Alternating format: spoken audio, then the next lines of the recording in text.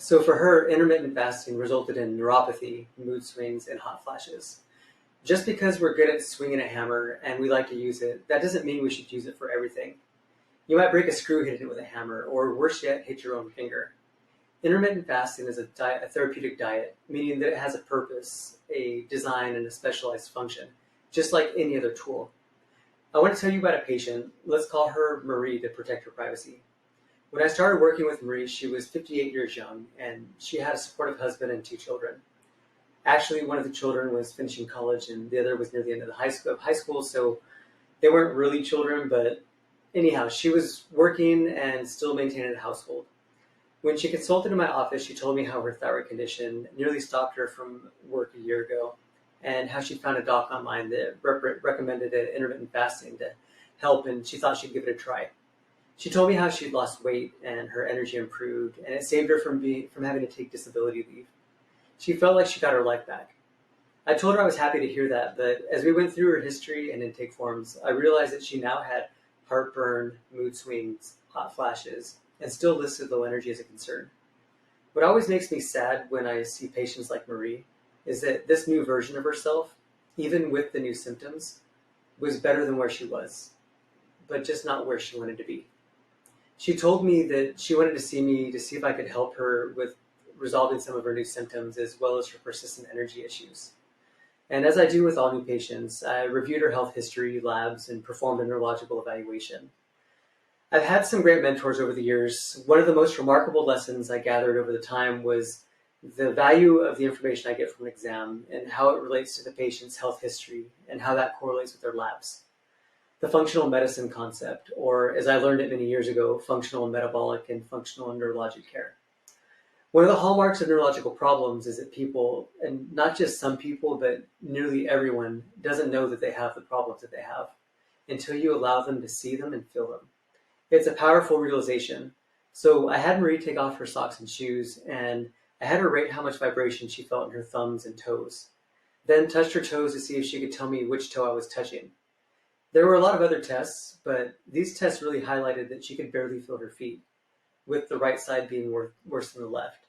She had no idea. I checked her cranial nerve function, and by that I mean I checked her pupil size, response to light, tongue deviation. I poked her in the eye to see if her eyelid was faster than my little tissue paper, and had her go through several eye tests, and it was clear that she had an imbalance in her midbrain or her brainstem.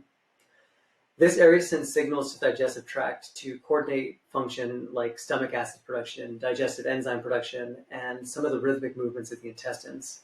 Her body, labs, and history were clearly indicating that she was under prolonged stress. I say prolonged because it takes a while for the nervous system to degenerate and create patterns that are essentially adaptations to being under the same type of stress over an extended period of time.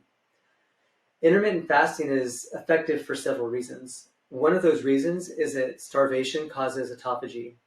It can also help with insulin resistance and definitely helps people lose weight. It's a great tool for many health conditions and can provide a wonderful array of health benefits. However, it can also come at a price, and Marie was paying the price. You see, she had robbed Peter to pay Paul. Remember, intermittent fasting is a tool. It has a specific purpose and use, and at the same time, there are things that it doesn't do, and it can also be stressful for certain types of patients. Marie happened to be one of those for whom intermittent fasting was a good tool for a while, but her body needed other tools to help her build health. I let her know that based on her evaluation, there was a strong likelihood that she may be able to continue her healing journey and that I could help her along the way. I let her know about how the Sinister Six food groups cause inflammation and how that can provoke autoimmune thyroid symptoms. But most importantly for her, we laid out a plan to decrease stress on the nervous system so that her midbrain could find balance and her neuropathy could improve. I explained how intermittent fasting might be causing an imbalance in her hormone regulation and output, which could be contributing to her mood swings and hot flashes.